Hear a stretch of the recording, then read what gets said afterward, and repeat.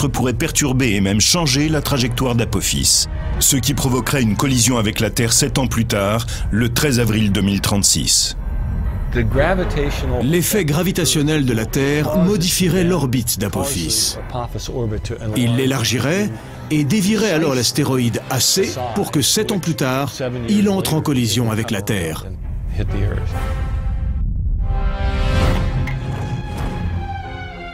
Actuellement, Apophis a une chance sur 45 000 de provoquer une collision fatale en 2036.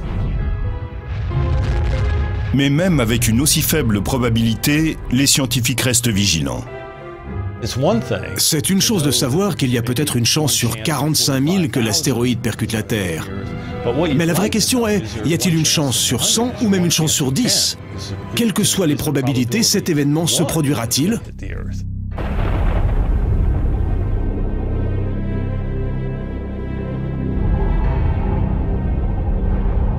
Pour Schweikart, nous devrions considérer Apophis comme n'importe quelle catastrophe naturelle. Il a même établi une carte des lieux où celui-ci pourrait frapper. On a la date de l'impact, l'heure, l'inclinaison orbitale. On peut établir une carte. Et ce qu'elle montre, c'est ce que j'ai appelé la trajectoire à risque. Celle-ci traverse toute la planète.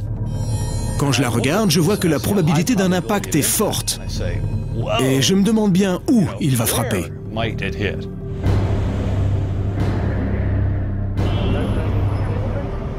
D'après Schweikart, Apophis pourrait entrer en collision sur n'importe quel point de cette trajectoire. Elle commence en Sibérie occidentale, traverse l'océan Pacifique, à proximité de la Californie, puis traverse l'Amérique centrale, pour finir en Afrique de l'Ouest. À propos des lieux qui pourraient être touchés, Schweikart propose un scénario qui fait froid dans le dos. L'astéroïde pourrait atterrir dans le Pacifique, au large des côtes de Californie, avec la force de plus d'1 million de mégatonnes de TNT. Un tel impact créerait un cratère sous-marin large de 8 km et profond de 2 km qui déclencherait des tsunamis. Des vagues déchaînées d'une hauteur de 15 mètres s'abattraient sur les côtes, provoquant un nombre de pertes humaines inimaginables. Un astéroïde de 300 mètres de diamètre qui tomberait dans l'océan poserait de sérieux problèmes. Un tel événement causerait des dégâts s'élevant à des centaines de milliards de dollars. Les spécialistes travaillent en ce moment à développer des technologies visant à prévenir ce type d'impact. Une solution serait de faire exploser l'astéroïde. Mais certains pensent que cela ne ferait qu'aggraver le problème. Plusieurs morceaux de l'astéroïde seraient alors dirigés contre la Terre, au lieu d'un seul. La nouvelle mission de Schweikart est donc de dévier l'orbite des astéroïdes qui pourraient entrer en collision avec notre planète. En fait, ce que l'on cherche à faire, c'est à changer très légèrement l'orbite de l'astéroïde. On essaierait de modifier sa vitesse d'un 10 millième de kilomètre à l'heure, de façon à ce qu'il rate la Terre, au lieu de la heurter. Les collègues de Rusty ont élaboré des projets de vaisseaux spatiaux qui pourraient détourner les astéroïdes, et en particulier Apophis. L'un d'eux pourrait remorquer les astéroïdes et les éloigner de la Terre. Mais au lieu de les attraper au lasso comme un taureau, l'engin volerait devant l'astéroïde et utiliserait la gravité comme un câble de remorquage. Si vous vous placez devant un astéroïde durant une assez longue période, et si vous restez assez près de lui sans le toucher, vous allez augmenter sa vitesse. Ou si vous vous placez derrière pendant qu'il se déplace, vous allez le ralentir très légèrement. Nous pouvons modifier l'orbite d'un astéroïde si nous avons connaissance de cette menace assez tôt. Bien qu'une sonde se soit déjà posée sur un astéroïde par le passé, le plus grand défi consisterait à lancer une mission humaine.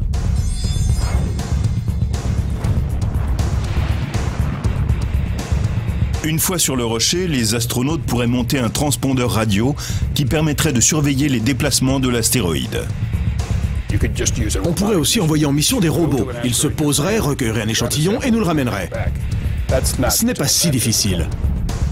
L'avantage d'une mission humaine, c'est que les hommes pourraient réagir aux caractéristiques intéressantes de la surface de l'astéroïde. Ils pourraient se déplacer sans avoir à dépendre de la navigation à distance.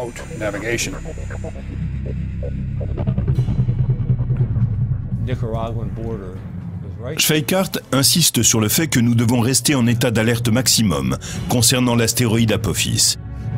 Et il a été entendu.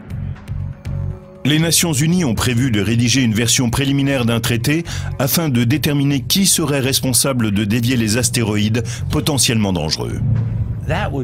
Ce serait vraiment criminel de rester sans rien faire alors que nous savons que cela va arriver. Ce serait parfaitement irresponsable.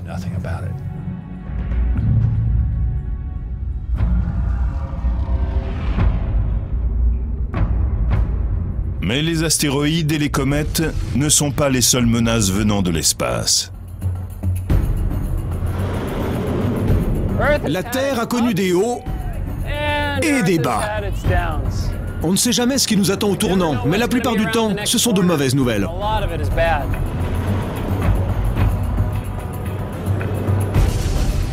Dans de lointaines galaxies, des envahisseurs sont au travail, impatients de mettre un terme à la vie sur notre planète telle que nous la connaissons. 3 fois par jour, on voit apparaître dans le ciel un étrange flash. Il est des centaines de fois plus puissant que l'armement nucléaire mondial. Mais il n'a pas été créé par l'homme. Et si l'un de ces éclairs se produisait très près de la Terre, ce pourrait être sa fin.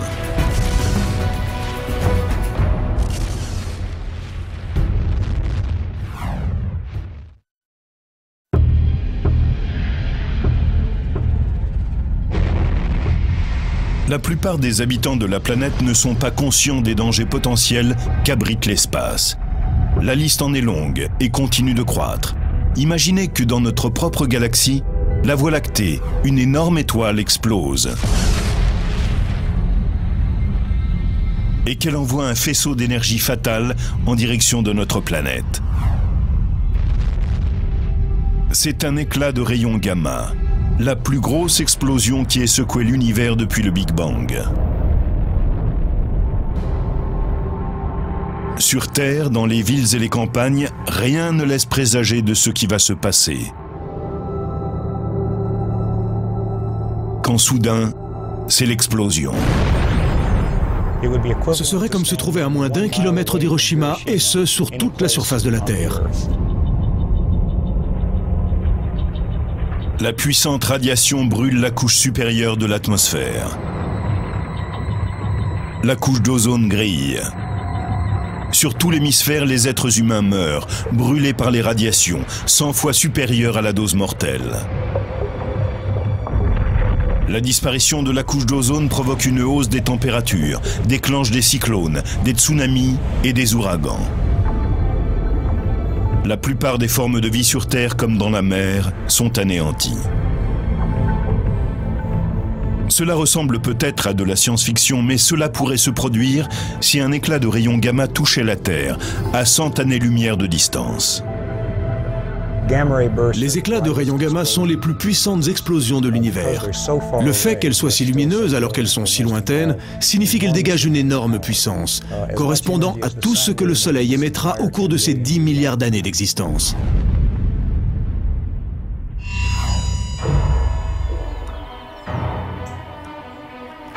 Déjà étudiant, Stan Woosley a toujours aimé les expériences qui font boum. Aujourd'hui, le travail de cet astrophysicien est bien plus qu'un jeu d'enfant. Il fait partie de ces détectives galactiques qui tentent de découvrir les mystères cachés derrière les éclats de rayons gamma. Nous savons qu'il y a beaucoup de planètes et beaucoup d'étoiles à travers le cosmos, donc d'innombrables civilisations ont sans doute été détruites par des éclats de rayons gamma. Ces faisceaux de radiation particuliers ont été repérés pour la première fois dans les années 60. Au début, la plupart des astronomes croyaient que ces explosions de rayons gamma provenaient de notre propre galaxie, la Voie lactée, à cause de leur extraordinaire luminosité. Une des raisons était que si ces explosions avaient lieu en dehors de la galaxie, alors leur énergie était presque incroyable.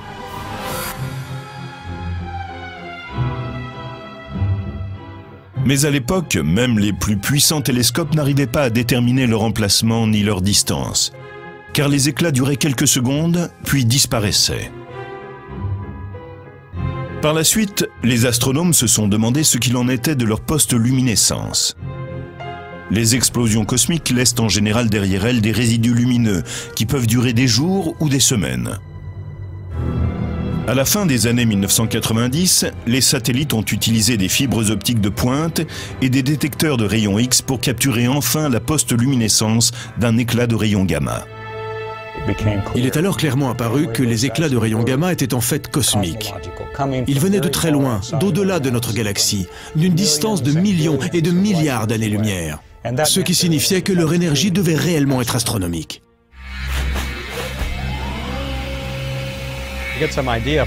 Pour avoir une idée de la luminosité d'un éclat de rayons gamma, on pourrait représenter la luminosité de notre Soleil par la faible lueur de cette LED. Et la luminosité d'un éclat de rayons gamma par le projecteur très puissant qui se trouve derrière moi. Quelle lumière, hein? Malheureusement, la lumière du projecteur n'est pas encore assez forte pour représenter pleinement celle d'un éclat de rayons gamma. En fait, il nous faudrait une centaine de millions de projecteurs pour obtenir la même chose.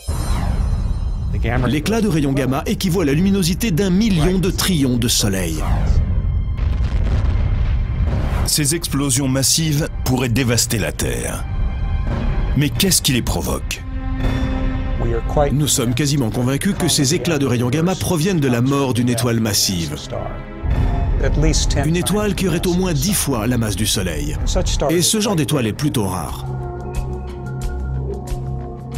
Woolsey a élaboré une théorie révolutionnaire qui explique la création des éclats de rayons gamma.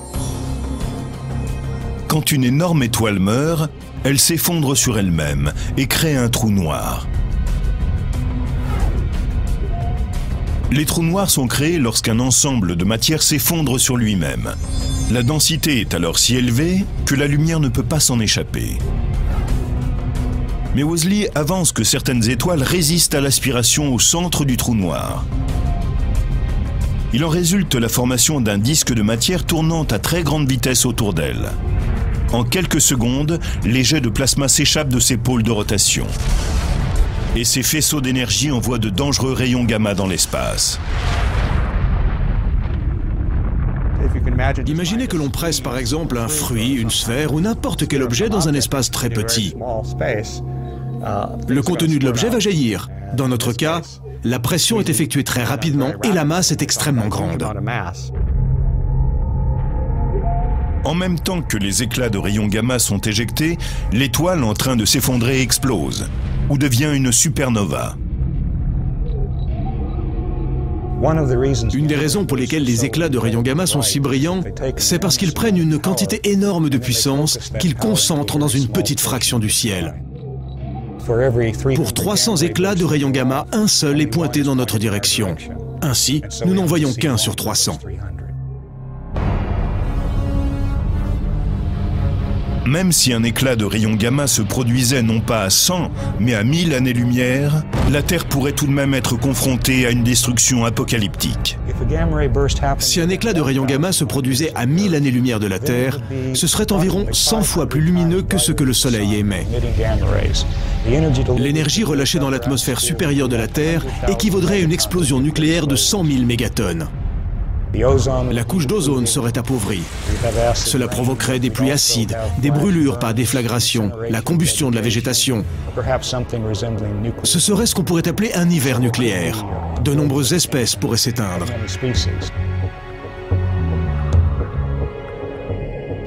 Alors l'autre côté de la Terre serait le meilleur endroit où se trouver, car les rayons gamma ne traversent pas la planète. Si vous étiez là, vous ne seriez pas touché par la déflagration.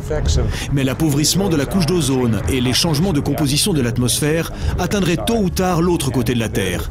Et cela, nul n'en connaît les effets. Statistiquement, cet effroyable scénario a 1% de chance de se produire sur la Terre.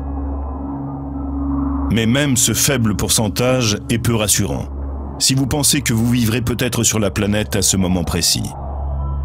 Si vous vous trouvez dans le point de mire du rayon, on peut dire que ce n'est pas votre jour de chance.